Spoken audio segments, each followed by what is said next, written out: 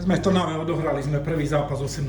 kola, je to posledné súťažné kolo v základnej časti. Lehota Oilers proti Huron z Budmerice skončilo to jednoznačne 10-2. Erik, vítam ťa na rozhovore, tuším prvýkrát sa budeme rozprávať. Cieľ splnený? Cieľ splnený, samozrejme. Chceli sme si napraviť chuť po tom minulom zápase s Piešťanmi. Tam ten výsledok nezodpovedal celkom tej našej hre. Prehralo sa, dneska sme vedeli, do čoho ideme. Budmerice posledný v tabulke, ale očakávali sme, že to nebude jednoznačný až takýto výsledok.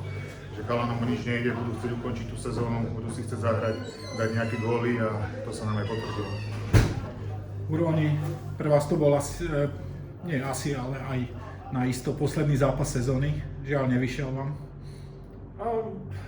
Celá sezóna nám nevyšla. Okrem prvých dvoch zápasov alebo troch, keď sme ukázali dobré výsledky, aj sme vyhrali, aj sme potrápili favorita. Tak potom to šlo celý čas nejako dole vodou a nevedeli sme sa z toho dostať. Proste efektivita 0 bodov a tak sa ťažko potom vyhrávajú zápasy. Tak nazbierali ste 4 body a nie 0. Hneď prvých dvoch zápasoch sezóny tam sa vám darilo. Ale k dnešnému zápasu v prvej tretine ste tam dosť nechali zahviezdiť brankára Lehoty. Šanci ste mali dostatok? Áno, to je to, že nepremieňame šance, potom nevyhrávame, potom sme tam, kde sme poslední, takže to je to zrkadlo toho, že hokej sa hrá na góly a nie na šance. Lehota, vy ste využili viacero zaváhaní súpera v ich pásme. Hrali ste aj dosť vysunutý hokej, neustále ste tam čakali. Áno, bolo to hore dole, aj Budmerice hrali vysunutí 1-2 hráči, stále boli na našej modrej. Myslím si, že to bol celkom pekný, rýchly hokej na obidvoch stranách. A musím len nadviazať na kolegu a vychváliť nášho brankára, teda, že ozaj dneska zatiahol tú roletu a podržal nás. Tuším aj trestné strieľanie tam zneškodnil. Áno. Podarilo sa. Nebol to nervózny zápas, ale videli sme veľa faulov a veľa trestov. Ale podľa mňa to boli aj také drobnosti, len akože neboli to nejaké zákerné fauly, bolo to nejaké potknutie, troška háčik, niečo, sa stáva, keď človek nevládze, takže to vyplynú z hry, nebolo to nič také, že by sme si šli odtiaľ hlavy alebo podobné, takže myslím si, že všetko, aj ten zákrok alebo ten faul, keď je v rámci normy, tak je akceptovateľný, takže pohoda.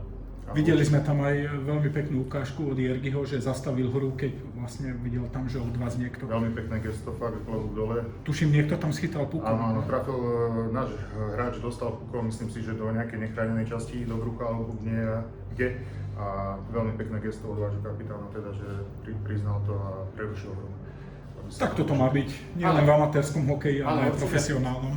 Určite. A nám už o nič nešlo, v podstate za toho stavu sme to aj nemuseli nejako hrotiť, takže za mňa super. 2 strelené góly, celkom solidný výkon, mohli ste aj trestné strieľanie premeniť. A tie akcie, z ktorých sme dali, myslím si, že boli celkom pekné, takže stálo to za to, užili sme si tie momenty konečne. Takže za mňa super, pre mňa to vyzerá, že posledný zápas za Huronom, takže dobre, no. Ako to bolo, ako bude a držím palce. To sa ešte uvidí, budúcnosť nie je istá. Nie, ale vyzerá to, je to viac menej. NHL? Alebo KHL? Nie tak na PlayStation alebo na kompe, ale určite nie. Človek robí nejaké rozhodnutia a tak toto vypadlo teraz, takže. Samozrejme, že život je zmena. Tak. Erich, ty si sa presadil aj gólovo. Áno, dneska mi to padlo, myslím, 2-krát. Som rád, že mi to tam konečne padlo. Túto sezónu som sa celkom s tým trápil. Hádam som to prelomil a uvidíme, či to bude pokračovať aj v play-off. Mohol si dať aj hat-trick, ale dostal si vysoké tresty. Koľko si dostal? 4 minúty? 10? 4 minúty som dostal. No. Ten prvý faul, neviem, celkom nemyslím si dobre. Od toho sú tu rozhodcovia, nie ja. A ten druhý trest, tam som si mohol radšej zahryznúť do jazyka a nediskutovať s rozhodcom z trestnej lavice, takže priznávam, to bolo to oprávnené. A tým som sa možno aj ubral ten tretí gól, že som teda 4 minúty odozdal na trestnej. Tak to aspoň nemusíš prispieť do klubovej kasy, každý hat-trick si. Jerguš preto nepremenil trestné, takže. Nechcel prispieť? Nechcel prispieť, lebo už mal 2, takže takto z toho uchránil tiež. Vy ste cieľ splnili, chceli ste sa vyhnúť Piešťanom, lebo Piešťany sú veľmi silný súper, ale dajú sa zdolať. Viete, kto vás čaká?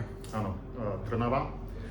dobrý súper, ťažký súper, ale myslím si, že v tejto súťaži sú tak vyrovnané tie mužstvá, že každý s každým môže zvíťaziť a play-off je úplne nová súťaž, takže je tam všetko otvorené a môže sa stať hocičo. Uvidíme. Vy zhodou okolností s Trnavou ste odohrali veľmi dobré zápasy. Áno, s Trnavou nám to vždy nejako sedelo, ten štýl hry bol dobrý, keď sme sa nazbierali v podstate tak. Ale myslím si, že my sme s každým odohrali dobré zápasy, že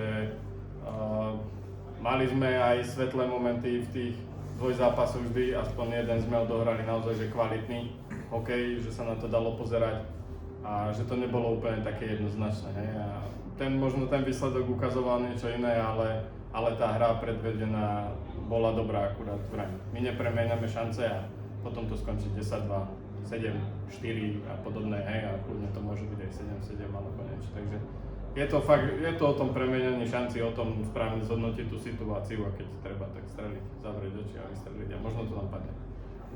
Ak by sme zhodnotili za Huronov základnú časť a vlastne aj celú sezónu, lebo play-off ste neuhrali, mali ste veľmi dobrý štart, nazbierali ste 4 body hneď na začiatku proti silným súperom, potom ste chytili dosť takú šnúru nešťastnú, samé prehry, ale stále ste si vedeli vypracovať šance, ale ja mám pocit, že vo väčšine zápasov ste nechali vyniknúť brankárov a plus ste doplatili na to, že súperi boli efektívni a využívali vaše chyby. Áno, o tom je ten hokej stále.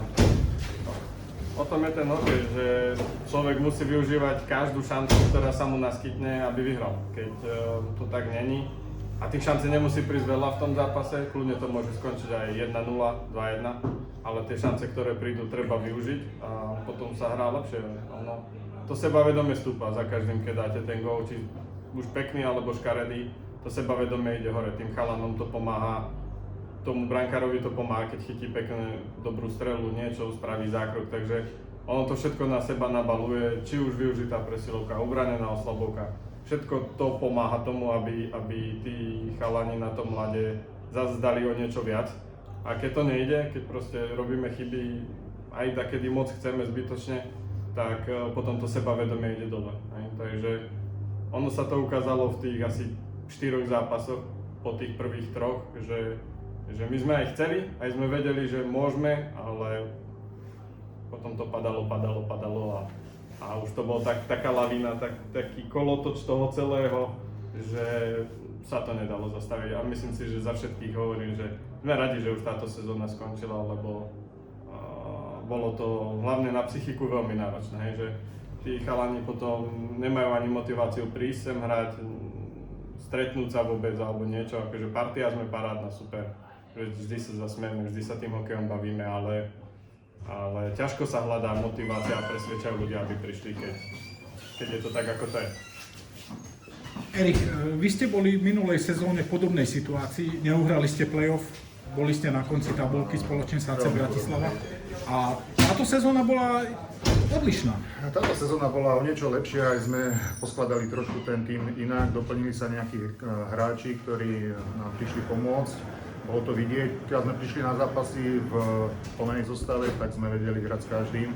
Ono asi to každý tým s tým bojuje, s tou dokázkou a to sa potom odzrkadluje na tých zápasoch, ale tak je tam, sme play-off, je tam spokojnosť pre túto sezónu. Ciele v play-off? Prekvapiť?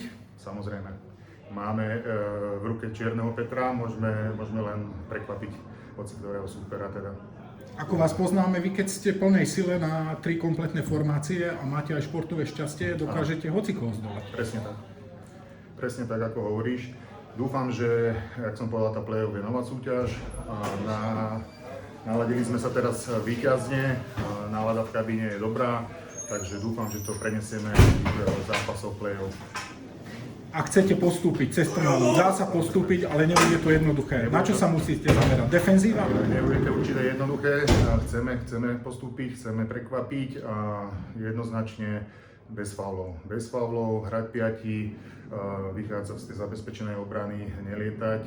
Chalani z Trnavy vedia hrať hokej, takže jedine takto. A premieňať šance, lebo do tých šancí sa dostávame a nepadalo nám to tam. Dúfam, že sa to zlepší v play-off. Ako poznáme play-off, kľúčoví sú brankári? Určite. Chalani majú brankára, na ktorého si myslím, že sa môžu spoľahnúť. Takže, ako hovorím, keď budú hrať dobre defenzívne, tak si myslím, že určite môžu vyradiť aj Trnavu a môžu vyradiť podľa mňa hocikoho. Videli sme v základnej časti, že týmy z druhej časti tabulky chytili dobrú sériu, Áno, dokázali záver zdolať. sezóny, hej. Videli sme Hviezdy Nitry však. Prvú polovicu sezóny sa trápili a v druhej polke dokázali zdolať a 4 víťazné zápasy proti silným typom. Presne tak, ako hovoríš. Naladili sa na víťaznú vlnu, išlo im to, padalo im to tam, postupili aj trošku vyššie v tabulke, takže môžeme od nich len odkúkať túto hru a pokračovať v play-off, teda v tej víťaznej vlne. Dúfam teda pre nás, a že sa tam niečo podarí, nejaké to prekvapenie. Ďakujem vám, chalani, za vaše zhodnotenie. Huronom ďakujem za sezónu. Ďakujeme. Takisto ďakujem pekne. Lehote držím Držím palce palce, play-off. všetko dobre, nech sa Podobne. darí. Aj tebe. Ďakujem, chalani. Ahoj. Čau.